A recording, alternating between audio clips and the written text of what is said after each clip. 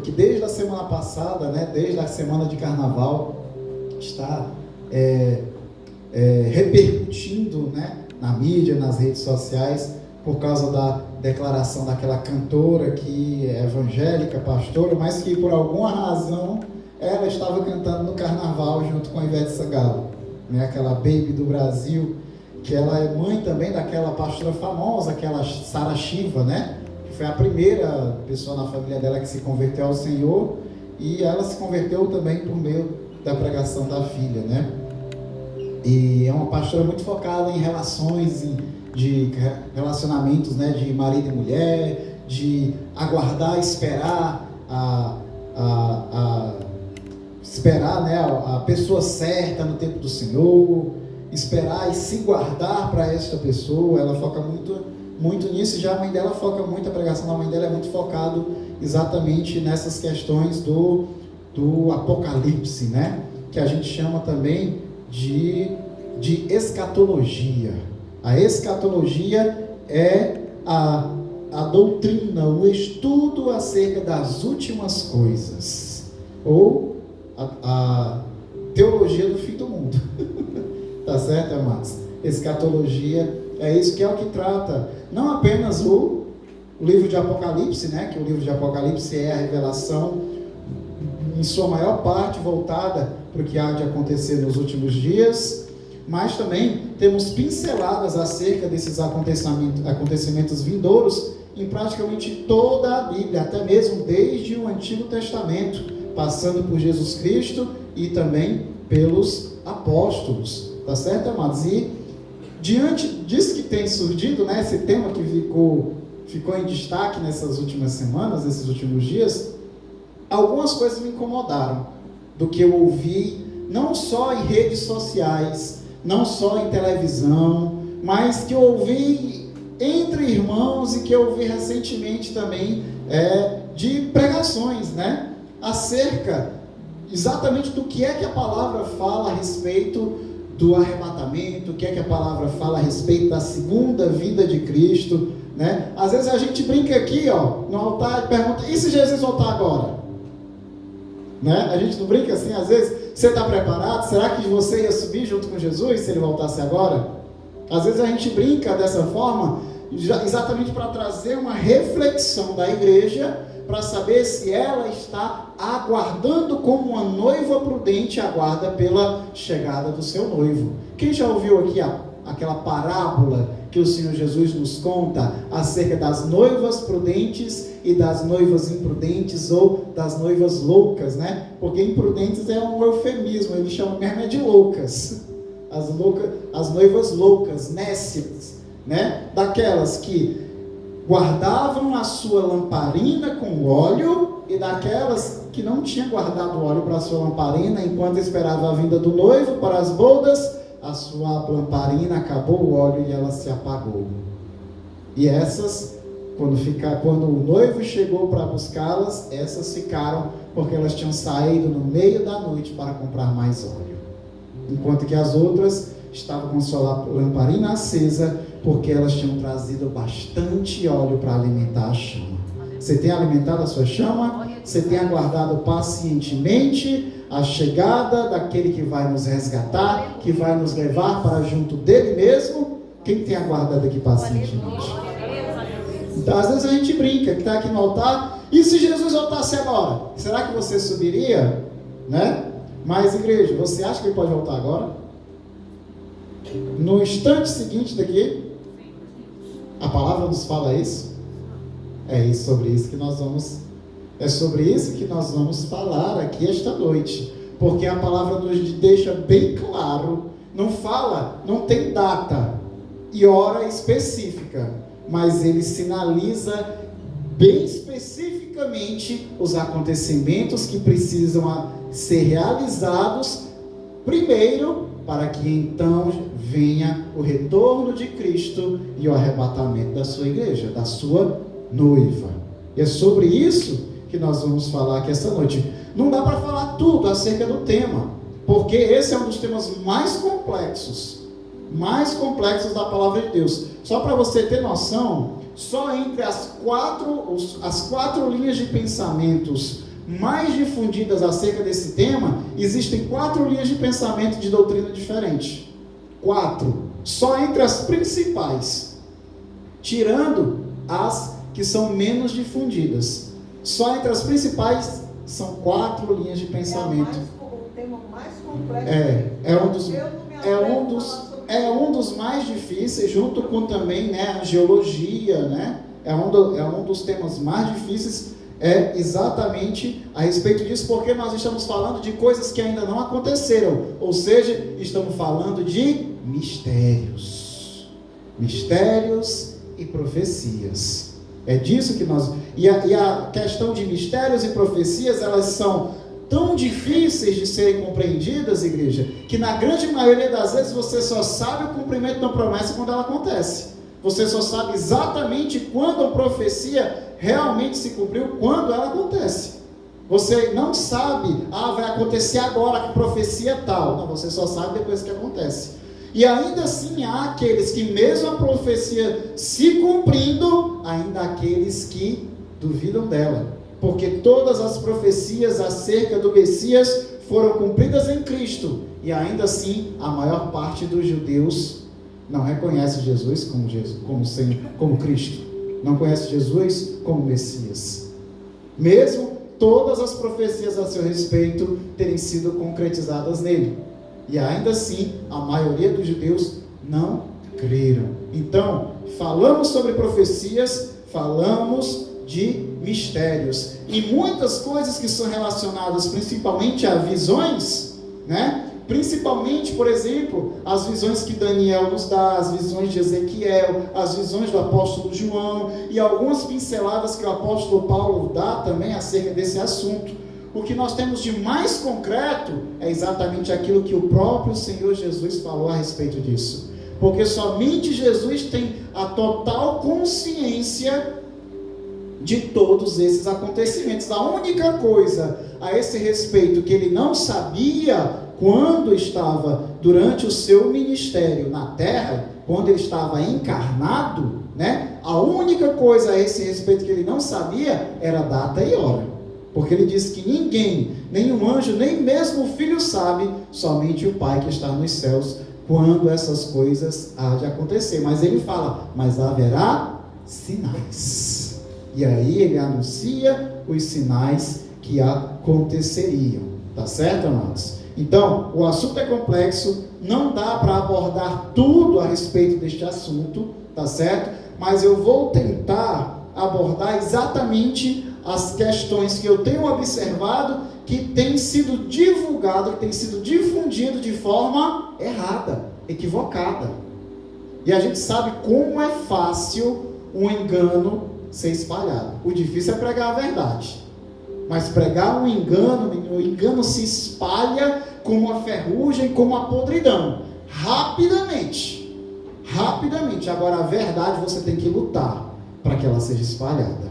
Então, para que não haja engano em nosso meio, para que não haja nenhuma precipitação em nosso meio, e para que nós também venhamos ser canais de pregar a verdade, vou trazer aqui alguns pontos que eu observei acerca deste tema, que estão espalhando por aí de uma forma muito equivocada. Tá certo, amados? Eu espero que dê tempo. Tem muitas passagens bíblicas que eu separei aqui, né? Eu não sei se vai dar para ler tudo, mas vamos pelo menos dar início a isso. Primeiro, para começar, abra logo, olha só a coincidência, né, desse tema. Segunda-feira eu visitei a igreja do pastor Márcio, a Caravana da Fé, né? E eles estão com uma campanha que iniciou na segunda-feira retrasada e vai terminar agora nessa próxima segunda-feira do dia 26, que é uma campanha de avivamento, né? E tem a passagem bíblica que é central em cima desta campanha, que é a passagem de Joel, capítulo 2, a partir do versículo 28, e é exatamente aí onde eu gostaria que você abrisse primeiro. Joel 2, 28. Porque essa é uma das primeiras, né, profecias acerca do fim dos tempos. Não, as profecias sobre os fins dos tempos não começaram com Jesus, não começaram com o apóstolo João. Ela vem desde os antigos profetas. Joel, capítulo 2, versículo 28. Quem encontrar, diga amém. E eu peço que a igreja também se coloque de pé. Joel é um livro bem pequenininho, amados. Tem só 3 capítulos, talvez seja difícil. Você vai lá para o Antigo Testamento e já chega lá perto do final do Antigo Testamento. Tá certo? Aí você vai lá e procura os profetas menores.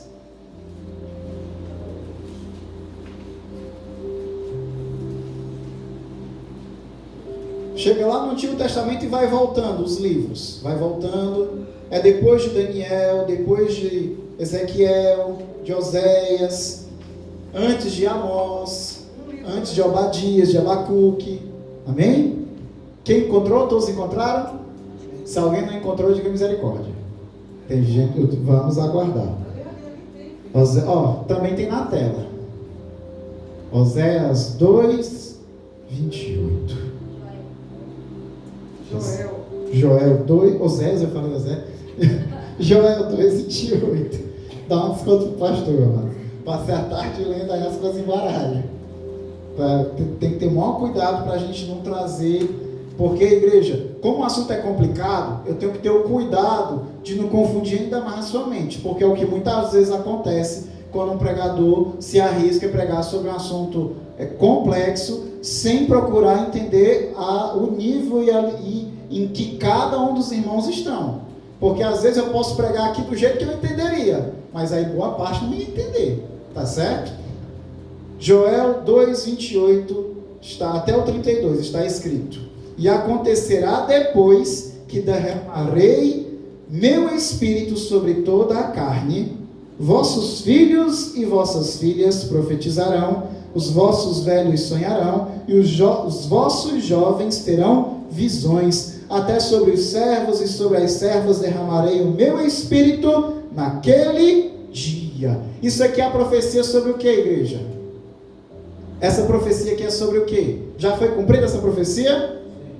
Sim. Foi cumprida quando, Diácono Valdir? Derramado o Espírito Santo no dia de Pentecostes. No dia de Pentecoste, Atos capítulo 2, foi o cumprimento dessa promessa aqui. Foi o dia do derramamento do Espírito Santo. E acontecerá depois que derramarei meu Espírito sobre toda a carne, sobre os filhos e vossas filhas, os vossos filhos e vossas filhas profetizarão, vossos velhos sonharão, e os vossos jovens terão visões, e até os servos e as servas eu derramarei o meu Espírito naqueles dias. Esses dias já vieram. Aí vem, em consequência desse derramar do Espírito Santo, mostrarei prodígios no céu e na terra, sangue, fogo e colunas de fumaça. O sol se converterá em trevas e a lua em sangue, antes que venha o grande e terrível dia do Senhor. Que grande e terrível dia do Senhor é esse? E acontecerá que todo aquele que invocar o nome do Senhor, este será salvo, porque no monte Sião e em Jerusalém estarão os que forem salvos, como o Senhor prometeu, e entre os sobreviventes, aqueles que o Senhor chamar. Podem sentar, mas em nome de Jesus. Vamos aí abrir logo também, lá em Atos capítulo 2. Que Atos capítulo 2 é o cumprimento do que o profeta Joel profetizou nesta passagem. Atos 2. O que acontece em Atos 2, igreja? Isso aqui é 47 dias depois da morte, depois da ressurreição de Jesus. Jesus morreu na sexta-feira da paixão, ressuscitou no domingo de Páscoa, passou 40 dias ministrando a graça aos seus discípulos para que eles dessem continuidade ao seu ministério. E 7 dias depois da ascensão de Jesus ao céu, que Jesus voltou ao Pai, aconteceu o dia de Pentecostes. É nesse momento em que a profecia de Joel se cumpre, lá em Atos capítulo 2, versículo 17. Aqui já é o apóstolo Pedro pregando. O Espírito Santo de Deus já tinha sido derramado e tinha sido distribuído entre aquela multidão de pelo menos 3.000 pessoas, porque 3.000 foi só a quantidade que se converteu. Só a quantidade que se converteu foram 3.000, sem tirar aqueles que não se converteram, né?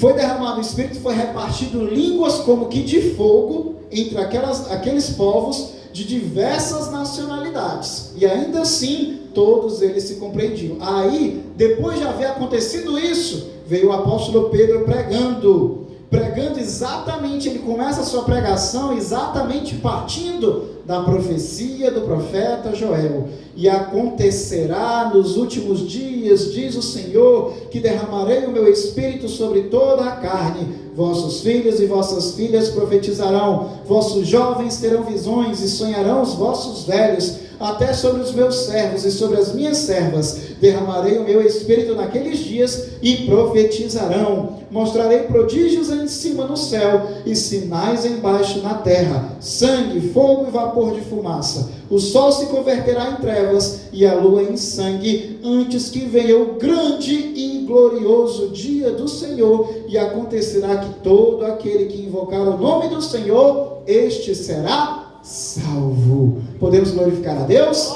Oh, glória! Glorifiquemos ao Senhor, porque todo aquele que invocar o seu nome, este será salvo. Amém?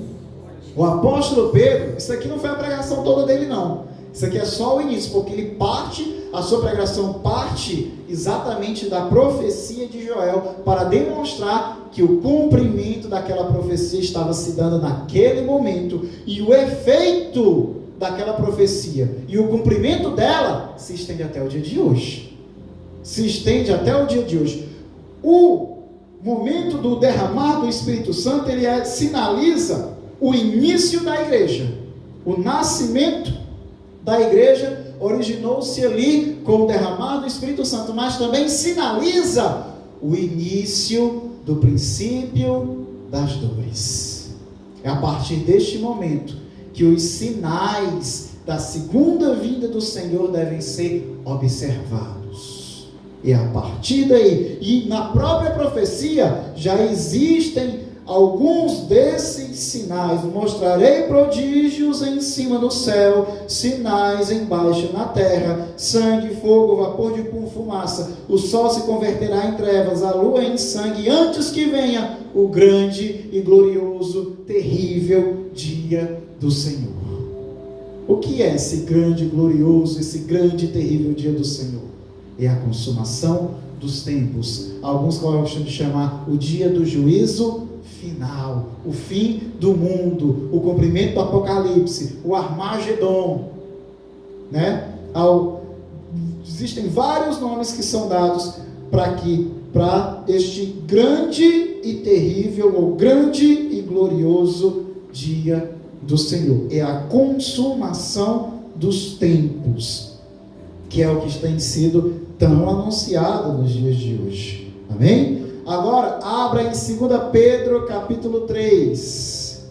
2 Pedro 3. Lá no final da sua Bíblia, amado, um dos últimos livros. Você chega lá em Apocalipse e volta as epístolas de João, a epístola de Judas, a epístola de João, e chegou na epístola de Pedro. Segunda epístola de Pedro, capítulo 3. Segunda epístola de Pedro, capítulo 3. Amém? Muito tem falado acerca do Apocalipse, acerca do arrebatamento, acerca do fim do mundo. Muitos têm dado ouvidos e têm estado alertas, mas muitos também têm escarnecido.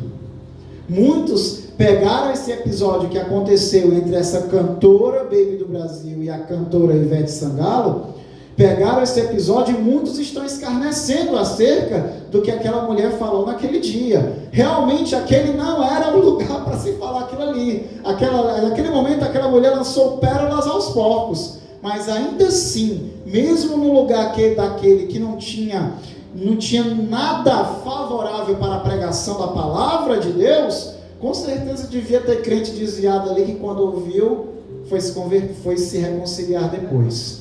Com certeza deve ter surgido ali. E principalmente depois, quando no dia seguinte que a Ivete Sangalo escarneceu do alerta daquela cantora, daquela Baby do Brasil, dizendo que ia, não sei nem se eu falo, que ia macetar o Apocalipse, que ela ia impedir o Apocalipse, que ela ia macetar o Apocalipse. Para quem não sabe o que é macetar, macetar é ter relações sexuais. Ela disse que impediu o Apocalipse tendo relações sexuais com o Apocalipse. Talvez ela nem saiba o que ela falou, porque ela tem a música dela que estourou no carnaval, é essa tal de macetar aí, né? Essa tal de macetar. É uma expressão do funk, que ela que nem é do meio do funk, mas tá surfando na onda para ver se a carreira dela dura mais alguns anos, né? Quando foi no dia seguinte que ela escarneceu do alerta da mulher, o trio elétrico da mulher quase pega fogo e depois quase vira. E aí ela chora dizendo que talvez aquele seja o último carnaval dela. Seria melhor do que ela chorar, seria ela se arrepender. Glória a Deus. Seria ela se arrepender, porque o Senhor mostra o seu poder, Ele mostra os seus sinais. Mostra os seus sinais. Só que tem pessoas que estão com o coração tão desviado do Senhor, que vai pegar o alerta daquela mulher, porque aquela mulher alertou porque ela está preocupada de ver aquele mar de gente cultuando a carne e os prazeres e não se voltando a Deus. Talvez o raciocínio dela tenha sido esse. Não, eu vou aceitar esse trabalho, eu vou aceitar esse convite, mas eu vou pegar todo mundo desprevenido e vou anunciar a palavra, eu vou alertar sobre a vinda do Senhor. Vou fazer, pode ser que a maioria me venha me achar uma louca, mas se tiver um ali que creia, já terá valido a pena. Talvez seja, eu não faria isso. Eu não faria. Mas talvez tenha sido a forma, a estratégia que ela aplicou ali e é válido. Eu não faria desta forma. Pode ser também. Pode ser também. Pode ser isso, pode ter sido isso também, né? Para virar notícia, né? Tem pastor aí que só prega coisa polêmica, que é para estar virando notícia mesmo, né? Então pode ter sido números, mas eu sei que a palavra do Senhor não volta para o Senhor vazia. Isso eu sei. O próprio Senhor fala: a minha palavra não volta para mim vazia, sem que antes ela prospere naquilo em que eu a designei. Amém? Então, algum efeito aquilo ali causou, porque tem pessoas com o coração tão desviado, que mesmo depois de ter ouvido aquela mulher alertar, escarneceram dela e fizeram piada acerca de crente, fizeram piada acerca da nossa fé, fizeram piada acerca das profecias a respeito do Apocalipse. E no dia seguinte que o carro da mulher que escarneceu publicamente, quase pega fogo e quase vira, né? E aí foram os crentes lá escrever nas redes sociais dizendo: tá vendo? Desperta, se converte. Aí ao mesmo tempo que você vê os crentes falando para o pessoal despertar e se converter, você vê também aquele monte de gente que está na iniquidade, perdida no mundo, atacando os crentes, falando que nós somos odiosos porque queremos salvar a vida deles. É tipo a pessoa está se afogando, você quer salvar ela, ela diz: me deixa morrer. É assim que está o mundo, igreja. Me deixa morrer. Eu prefiro morrer do que ser salvo por você. É assim que está o mundo. Porque a palavra já nos fala, né? Que nós seríamos odiados do mundo, porque nós não pertencemos a esse mundo. Mas se o mundo odiou e aborreceu a Cristo, Ele também vai nos odiar. Não queira ser amado pelo mundo, não. Se você é de Deus, o mundo te odeia. E você tem que aborrecer o mundo. Não se pode ser amigo de Deus e amigo do mundo. A palavra de Deus nos fala: aquele que se constitui amigo do mundo, constitui-se inimigo de Deus. Não se pode, porque o mundo inteiro jaz no maligno. É o que a palavra nos fala. O que Deus tem para nós não é deste mundo, mas é do mundo vindouro, do reino eterno. Deste mundo, Deus não tem nada para nós. Ele vai nos dar o mantimento necessário para suportarmos passar por ele, mas a plenitude do galardão das recompensas está no reino de Deus. Amém? Então, escarneceram. pessoas de coração tão duro que, apesar de todos os sinais, continuam escarnecendo a respeito das coisas de Deus. Aí vem 2 Pedro capítulo 3, fala a respeito dessas pessoas, e eu vou ler quase o capítulo todo, amados. 2 Pedro 3, versículo 1. Amados, esta é agora a segunda epístola que vos escrevo. Em ambos procuro despertar com lembranças a vossa mente esclarecida, para que vos recordeis das palavras que anteriormente foram ditas pelos santos profetas, bem como do mandamento do Senhor e Salvador, ensinado pelos vossos apóstolos, tendo em conta, antes de tudo, que nos últimos dias virão o quê? Escarnecedores com seus escárnios. Tem isso no dia de hoje? Ele diz que quando é que isso vai acontecer? Nos últimos dias. Nos últimos dias virão escarnecedores com seus escárnios, andando segundo as próprias paixões, e dizendo: onde está a promessa da sua vinda? Olha aí. Porque desde que os pais dormiram, todas as coisas permanecem como desde o princípio da criação. Porque deliberadamente esquecem que de longo tempo houve céus, bem como terra, a qual surgiu da água, e através da água, pela palavra de Deus, pela qual veio a perecer o mundo naquele tempo afogado em água. Ele está falando o quê? Mais uma vez, versículo 4. E dizendo, esses escarnecedores dizendo, o quê? Onde está a promessa da sua vinda? Cadê esse Jesus que vocês tanto falam? Cadê esse Jesus? Desde que eu era pequeno eu ouço falar desse Jesus. Desde que minha mãe era pequena, minha mãe ouve falar desse Jesus. Desde que meu avô era pequeno, ele ouve falar desse Jesus. Desde o começo do século anterior. Desde o primeiro século, desde que Jesus morreu, a gente ouve falar da vinda. Cadê esse Jesus? Cadê? Não é isso que eles falam? E aí, questionando, escarnecendo, ele diz: pois desde o princípio do que o mundo é mundo, desde o princípio da criação, as coisas são do jeito como sempre são, como sempre foram. Está dizendo, o que? Estão dizendo que a gente está esperando à toa. Estamos sendo bobos esperando por Jesus. Aí ele fala o que? Versículo 5. Porque deliberadamente, o que é deliberadamente? É de propósito. Eles não fazem sem querer, não. Eles fazem de propósito. Eles esquecem mesmo, de propósito, que ao longo do tempo houve céus, bem como a terra, da qual surgiu a água, e através da água, pela palavra de Deus, pela qual veio perecer o mundo naquele tempo afogado em água. Ele está falando o que aqui? Do dilúvio.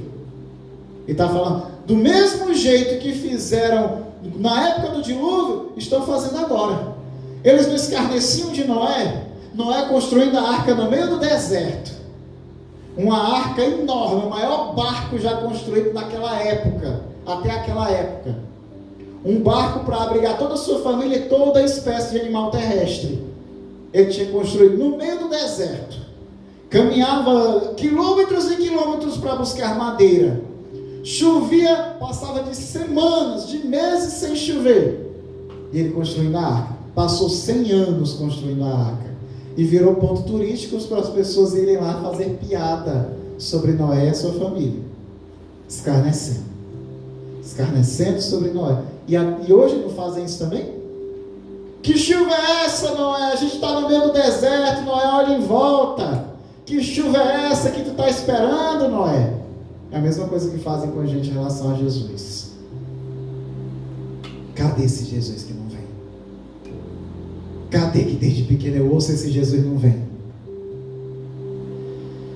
Pela qual veio perecer o mundo daquele tempo afogado em água. Ora, os céus que agora existem e a terra, pela mesma palavra, têm sido entesourados para fogo, estando reservados para o dia do juízo e destruição dos homens ímpios.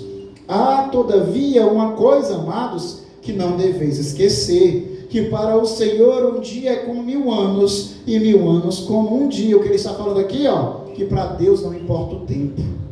Não importa se esperamos há 10 anos, há 30 anos, há 100 anos, há 2000 anos, não importa.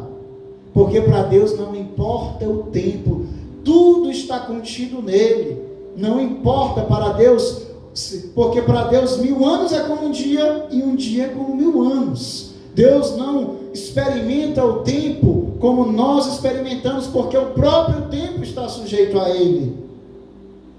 E não retarda o Senhor a sua promessa, não demora, a promessa do Senhor não demora, como alguns julgam demorar. Pelo contrário, Deus, ele é longânimo que ele é extremamente paciente para conosco, não querendo que nenhum pereça, senão que todos cheguem ao arrependimento. O motivo da demora, para a nossa visão, do nosso ponto de vista, o motivo da demora é porque aquilo que Deus tem para operar ainda não terminou de ser operado. Porque ainda existem muitas vidas que precisam ser alcançadas e ainda não foram alcançadas. Sabe por que a igreja de Jesus ainda não voltou? Porque a igreja está muito de braços cruzados. A igreja está muito de braços cruzados. Porque é necessário que o evangelho seja pregado a todo o mundo. Israel vai ser redimida na tribulação. Mas a tribulação só acontece quando a plenitude dos gentios forem alcançados. E não foram alcançados. Ainda existem muitas pessoas e muitos povos e nações inteiras que não receberam a pregação. Ah, pastor, mas eles têm a internet, eles têm a televisão, eles têm o rádio para ouvir. Você acha que é assim que Deus opera? Você acha que é assim que Deus convence? O que você acha que vai ser da pessoa que cresceu na doutrinação de uma falsa religião, de um falso Deus, de falsos conceitos acerca daquilo que é do alto? Cresceu debaixo daquilo, em muitos países da qual é proibido pregar a palavra de Deus. Você acha que num local onde é proibido pregar a palavra de Deus, vai ter um canal de TV pregando a palavra de Deus? Não vai. Se Jesus não voltou ainda, é porque a igreja não completou a obra que ela precisa completar, e de pregar o evangelho a toda criatura. Aquele que crer e for batizado será salvo, porém o que não crer será condenado. Eu gostaria muito que Jesus voltasse logo. Para mim, de igreja, cada dia parece mais difícil que o outro. Eu não tenho apego nenhum a esse mundo. Nenhum apego nenhum a esse mundo. Se Deus chegasse assim para mim: meu filho, escolhe, você quer ficar num mundo, sua vida vai ser cheia de riquezas, de conforto, você não vai ter dificuldade nenhuma, você vai viver 100 anos saudável e vai morrer sem dor nenhuma. Você vai ser rico, sua família inteira vai te amar, você vai ser respeitado e amado. Você quer ficar nesse mundo, ou você quer partir agora para o meu reino? Eu digo: pai, eu quero agora. Eu quero agora. Tem muita gente que é apegada a esse mundo porque quer experimentar o que o mundo e a carne têm para oferecer. E nada se compara com a glória que há de vir. Quem acha que tem alguma coisa boa para conhecer no mundo é porque nunca recebeu do Espírito Santo de Deus, nunca pisou no Santo dos Santos, nunca sentiu derramado o Espírito sobre a sua vida, porque não existe comparação. Nada se compara com a presença de Deus, nada. E é porque o Senhor derrama a sua presença sobre a nossa vida neste presente momento apenas de forma parcial, porque ninguém em carne pode suportar a plenitude da sua glória. Ninguém pode suportar a totalidade da sua glória. Experimentamos um pouco da sua glória, porque a totalidade ainda não recebemos. E ainda assim, esse pouco que recebemos é tão superior a qualquer coisa que a carne e o mundo pode oferecer. Não tem comida mais gostosa do que a presença de Deus. Não tem bebida mais saborosa que a presença de Deus. Não tem adrenalina que te provoque uma emoção maior do que o Espírito Santo de Deus em ti. Não tem. Não tem. Não tem prazer que essa carne possa proporcionar que se compare à alegria do Espírito. Não tem. E como tem tanta gente ainda buscando desesperado no mundo aquilo que só vai esvaziá-las. E não é só o mundo não, irmãos.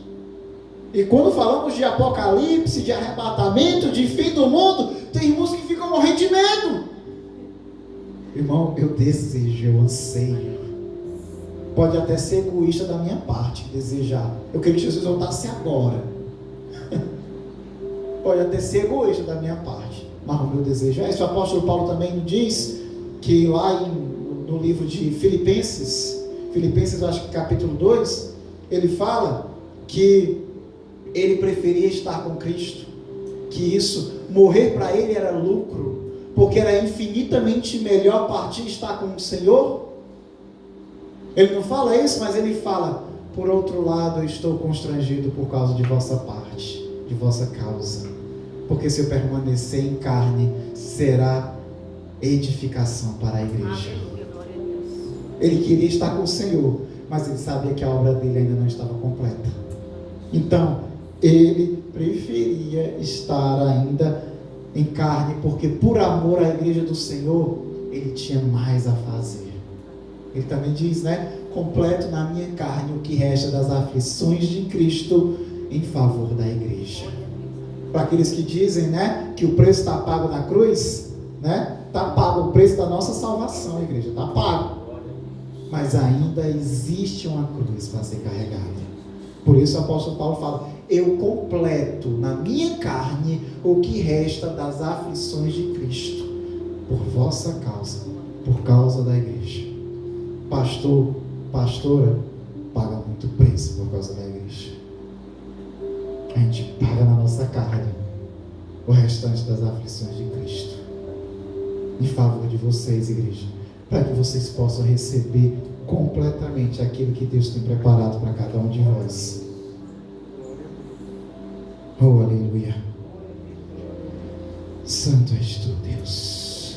Então, se a vinda do Senhor demora, é porque tudo que Deus tem preparado ainda não está concluído, não está concretizado, e é porque existem pessoas que precisam ser alcançadas e ainda não foram alcançadas, para que o Senhor venha. Não retarda o Senhor a sua promessa, como alguns julgam demorada, pelo contrário, Ele é paciente para convosco, não querendo que nenhum se perca, senão que todos cheguem ao arrependimento.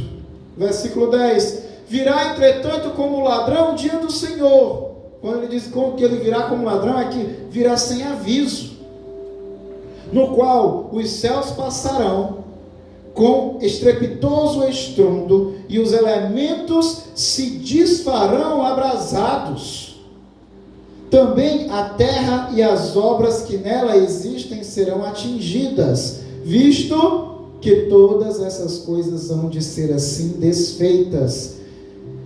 Deveis ser tais como os que vivem em santo procedimento e piedade, esperando e apressando a vinda do dia de Deus, por causa do qual os céus incendiados serão desfeitos e os elementos abrasados se derreterão. Nós, porém, segundo a sua promessa, esperamos novos céus e nova terra, nos quais habita a justiça. O dia do Senhor vai vir como ladrão, mas Ele virá, e vai pegar desprevenido esses que escarnecem das coisas de Deus, que escarnecem das profecias, das promessas, mas o dia do Senhor, certamente Ele virá. Agora vamos para Mateus 24, Mateus, eu acho que não vai dar tempo de falar tudo hoje, Mateus 24. Agora vamos, Jesus, o que é que Jesus fala? Mateus 24, 3. Aleluia.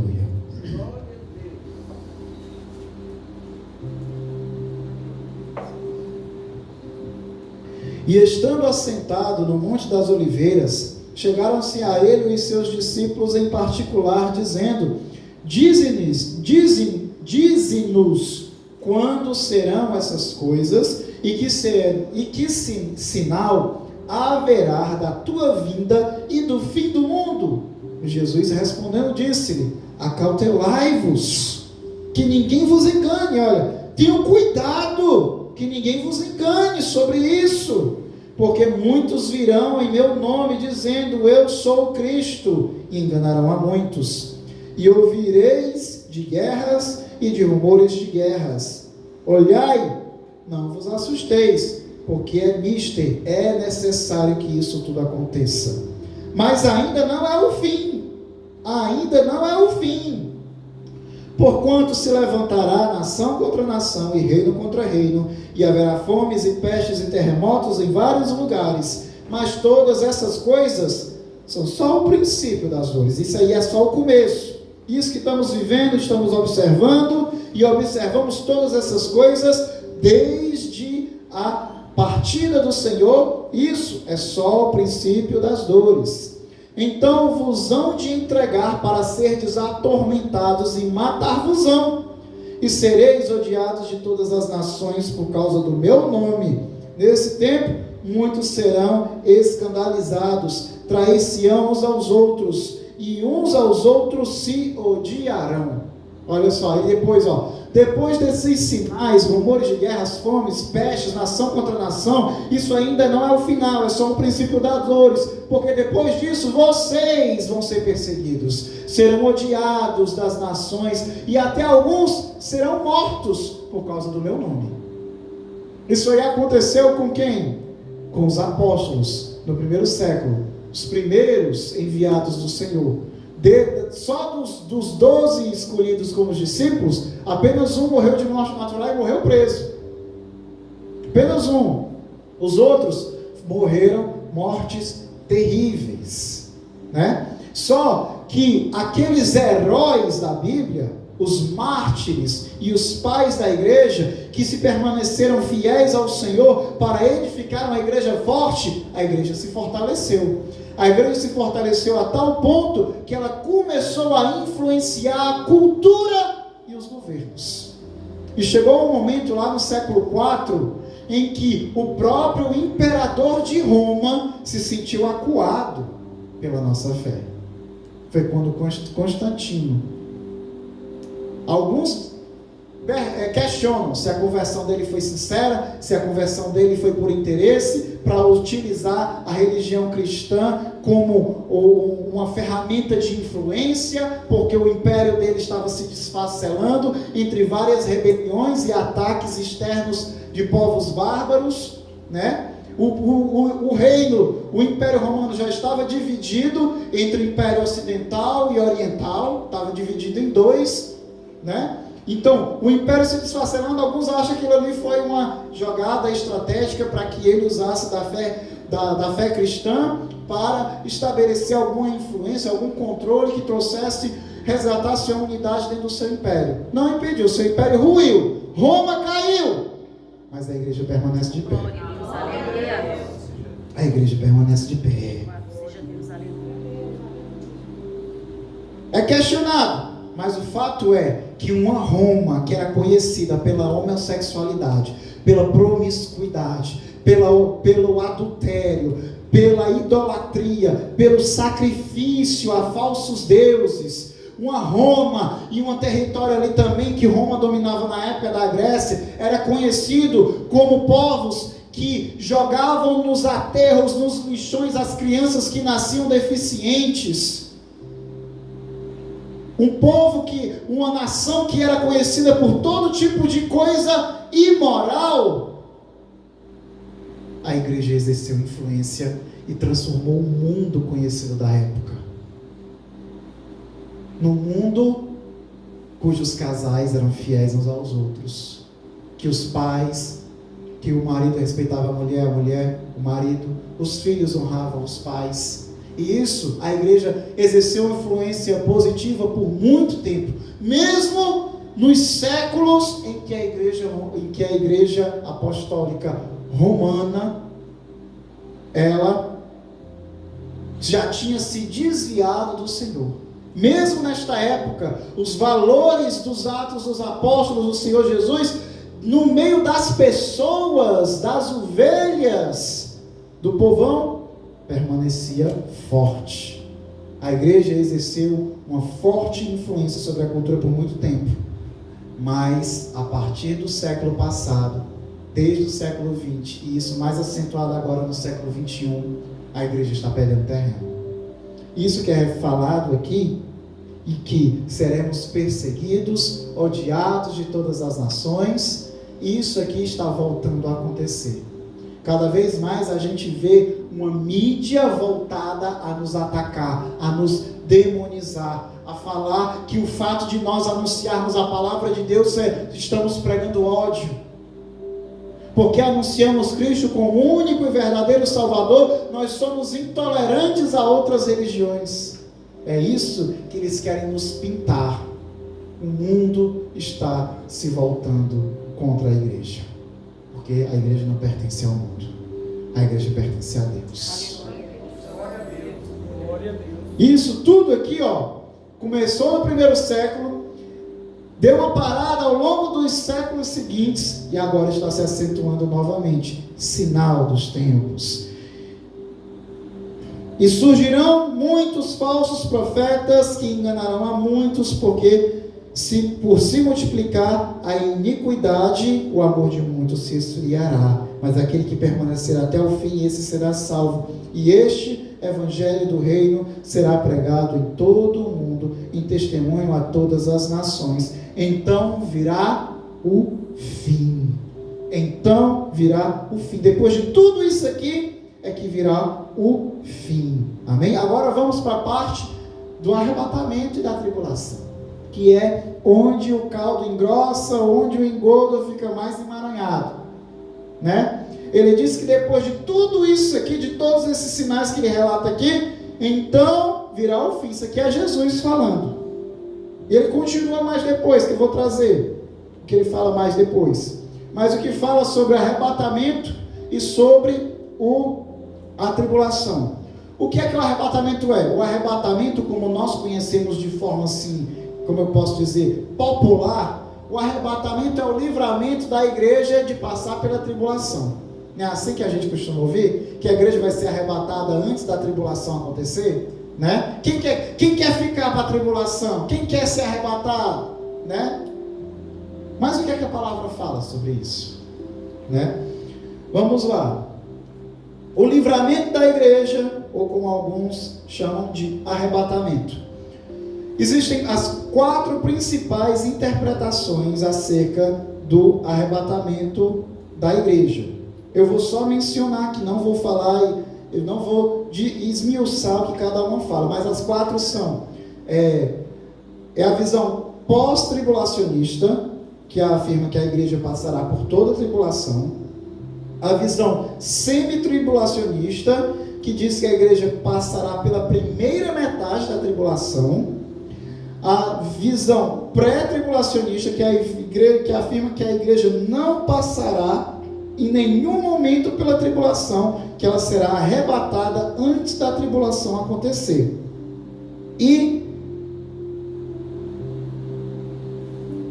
pós, semi, pré, e cadê a outra?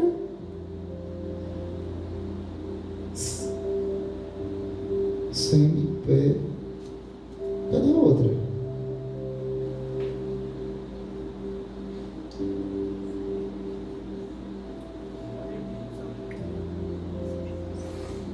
Que eu não copiei o texto todo, então. Mas são 4 visões: é a pós, a semi, a pré, eu esqueci de copiar o texto da 4ª. Não vou falar das 4 não. Não vou falar das 4 não. Não vou esmiuçar não. Eu só estou citando quais são as 4 principais visões. né? Existem 4 principais interpretações acerca do arrebatamento. Mas o que é que a palavra de Deus sustenta sobre essas visões? A visão mais difundida no nosso meio da igreja pentecostal no Brasil é que a igreja vai ser arrebatada antes da tribulação acontecer. Antes da tribulação acontecer, a igreja vai subir ao céu para junto do nosso Senhor Jesus. Mas o que é que sustenta essa afirmação? O que sustenta ela é o primeiro, que está lá em Apocalipse capítulo 3, versículo 10. Essa aqui é um trecho das cartas... Meso-tribulacionista, exatamente. Apocalipse 3:10 fala: isso aqui é uma das cartas às 7 igrejas da Ásia. Essa aqui é a carta à igreja de Filadélfia, que é considerada a igreja perfeita, né? Só houve 2 igrejas dentre as 7 que o Senhor ordenou que o apóstolo João escrevesse. Das 7, só 2 não foram repreendidas. E uma delas foi a igreja de Filadélfia, que é considerada a igreja perfeita, que é o ideal que se deve buscar em toda congregação ou em toda denominação. Lá no versículo 10 do capítulo 3 está escrito: porque guardaste a minha perseverança, porque guardaste a palavra da minha perseverança, também eu te guardarei da hora da provação que há de vir sobre o mundo inteiro, para experimentar os que habitam sobre a terra. Isso aqui é uma promessa. Isso aqui é a promessa lançada sobre a igreja que atinge a qualidade da igreja de Filadélfia. Ele diz o quê? Porque vocês guardaram a palavra da minha esperança, também eu te guardarei da hora da provação que há de vir sobre o mundo inteiro, para experimentar os que habitam sobre a terra. Está falando o que vai guardar. Aí muitos entendem o quê? Que esse guardar o quê? É que não vai passar por ela. Não vai passar por essa tribulação por essa provação que vai vir sobre todo mundo. Aí também tem lá em 1 Tessalonicenses capítulo 1, versículo 9, que é outro texto relacionado a essa ideia do arrebatamento antes da tribulação, que está escrito 1 Tessalonicenses 1, 9. A partir da parte B, da segunda metade do versículo, tá certo? Para ficar mais fácil de compreender. Deixando os ídolos, vos convertestes a Deus, para servirdes o Deus vivo e verdadeiro, para guardardes dos céus o seu Filho, a quem ele ressuscitou dentre os mortos, Jesus, que nos livra da ira vindoura. Né? Ele fala que a igreja de Tessalônica, né, que ele está guardando, ele vai guardar aquela igreja da ira vindoura, porque a igreja de Tessalônica também era uma igreja de extrema qualidade, de profissão de fé. Logo mais eu vou falar sobre as qualidades também da igreja de Tessalônica, que é onde a gente encontra muitas passagens a respeito do fim do mundo, do Apocalipse também, tá certo? Então, ele deixa aqui lá no final do versículo 10, né? Dizendo: e para guardardes dos céus o seu Filho, a quem ele ressuscitou dentre os mortos, Jesus, que nos livra da ira vindoura. Ele está falando aqui do livramento de uma ira que está por vir. Aí muitos, os que acreditam no arrebatamento antes da tribulação, eles acreditam o quê? Eles acreditam que isso aqui está dizendo, esse livramento dessa ira vindoura é o livramento da tribulação que vai abalar a terra. Só que essa ira aqui também não pode ser o juízo de Deus, não? Também não pode ser o juízo de Deus, não? Essa ira aqui também pode ser o juízo de Deus. Agora, o que é que fala a respeito do arrebatamento apenas depois da tribulação? O que é que a palavra... só tem 2 passagens que nos leva a pensar, a ligar a passagem bíblica com o arrebatamento antes da tribulação. Agora, o que é que diz com o arrebatamento depois da tribulação? O que a palavra fala? João 6, 39. Em várias passagens, várias partes do capítulo 6 de João, Jesus fala essa expressão aqui que vai se repetir pelo menos 3 vezes. E a vontade de quem me enviou é esta, João 6,39. E a vontade de quem me enviou é esta, que nenhum eu perca de todos os que me deu. Pelo contrário, eu o ressuscitarei quando? No último dia. De fato, a vontade do meu Pai é que todo homem que vir o Filho e nele crer tenha a vida eterna, e eu ressuscitarei no último dia. Versículo 44, mesmo capítulo. Ninguém pode vir a mim se o Pai que me enviou não trouxer, e eu ressuscitarei no último dia. Versículo 54. Quem comer a minha carne e beber o meu sangue tem a vida eterna, e eu ressuscitarei no último dia. Mas pastor, está falando de ressurreição, não está falando de arrebatamento. Aguenta aí. Espera aí. Aleluia. Amém? Glória a Deus. 1 Tessalonicenses 4,15. Ora, ainda vos declaramos por palavra do Senhor isto, que nós os vivos, os que ficarmos até a vinda do Senhor, de modo algum precederemos quem? Os que dormem. Porquanto o Senhor mesmo, dada a sua palavra de ordem, e ouvida a voz do arcanjo, e ressoada a trombeta de Deus, descerá dos céus, e os mortos em Cristo ressuscitarão primeiro, depois nós, os vivos, os que ficarmos, seremos arrebatados juntamente com eles entre nuvens para o encontro do Senhor nos ares, e assim estaremos para sempre com o Senhor. O que é que ele vai fazer no último dia? Que vai ressuscitar os seus, aquele que comeram da sua carne, que beberam do seu sangue. Esse vai ser ressuscitado no último dia. E aí ele fala mais o quê? Que de forma alguma os vivos precederão os mortos. Primeiro os mortos ressuscitarão e depois os vivos serão arrebatados. E como é que pode então ter arrebatamento antes da tribulação? Se no último dia vai ser dada a ressurreição e só depois da ressurreição é que seremos arrebatados. Você percebe como tem sido pregado de forma equivocada a doutrina do arrebatamento por aí? Porque o arrebatamento antes da tribulação, igreja, significa o quê? Uma facilidade para nós. Quem é que quer passar por tribulação? Quem é que quer passar por aperto, por perseguição? Então é muito mais fácil você pregar, olha, que Deus vai te livrar, você vai subir antes que isso aconteça. É muito mais fácil você pregar isso do que você dizer, igreja, te prepara, porque a tribulação está vindo e nunca antes houve tal tribulação como agora vai haver. Nem mesmo nos dias dos apóstolos houve tanta tribulação quanto aquela que há de vir. É muito mais difícil pregar isso. Por quê? Porque ninguém glorifica, ninguém aplaude uma pregação dessa. Agora você dizer que a igreja vai ser arrebatada antes que o sofrimento venha, aí é muito fácil. Aí todo mundo, glória a Deus, eu vou subir. Vai, mas primeiro tem a tribulação. Tem a tribulação. Mas o Senhor falou o quê? O Senhor não anunciou a igreja de Tessalônica e a igreja de Filadélfia que ele ia dar livramento do dia da ira? Não anunciou da ira vindoura ou da tribulação vindoura? Ele não anunciou? Nós vamos passar por ela, igreja, mas ela não vai nos prejudicar, nos causar dano algum. Não vai, porque Deus nos guarda. Lembra que eu já ensinei aqui sobre o que é livramento?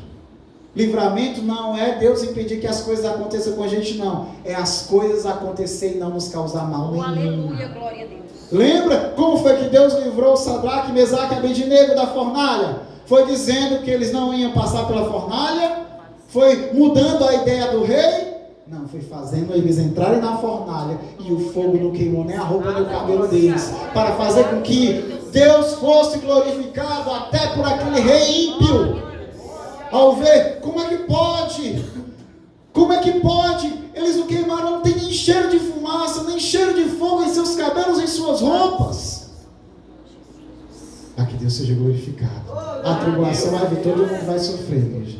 Todo mundo vai sofrer. Mas aí o mundo vai ver um remanescente fiel, que vai perseverar e continuar de pé, sem receber os presentes, as ofertas deste mundo, os enganos do falso Cristo que vai se levantar para seduzir e enganar as nações com riquezas. Nós não vamos aceitar riquezas desse mundo, porque a nossa riqueza está em Deus. Busque ter uma vida simples, igreja.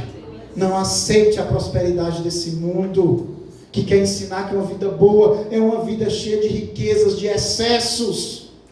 Uma vida boa é ser grato àquilo que Deus tem nos dado, tendo que comer, tendo que vestir, tendo um teto sobre as nossas cabeças, saúde e paz em nossa casa, condição e liberdade para irmos à igreja e adorar, e não faltar nada em nossa vida. Mas pastor, é tão difícil, o trabalho é tão árduo, as coisas são tão difíceis de conseguir. Porque quem dá bandeja é o inimigo. O que Deus dá é vitória, e vitória se conquista, e vitória é por depois da batalha. É difícil, porque tudo para a vida daqueles que pertencem a Deus é conquistado. É conquistado. Tinha muitas coisas ainda para falar, mas já deu 1 hora de pregação. Acho que 1h05. Que só o fundo musical tem 1 hora de duração. E ele já terminou, já botou para repetir. Igreja, próxima semana eu vou continuar. Peço que vocês meditem. Se vocês quiserem as passagens que eu dei, eu envio as passagens que eu dei. Mas ainda tem mais coisa para falar sobre o assunto, igreja. Aprenda, igreja. Aprenda para que você não venha ensinar errado. Porque estão aprendendo errado e ensinando muito errado por aí, igreja. E a gente precisa estar ensinando a verdade. Não vos enganeis, não vos deixeis enganar. Amém, amados? Vamos louvar o Senhor? Livres para adorar, louvar a Deus?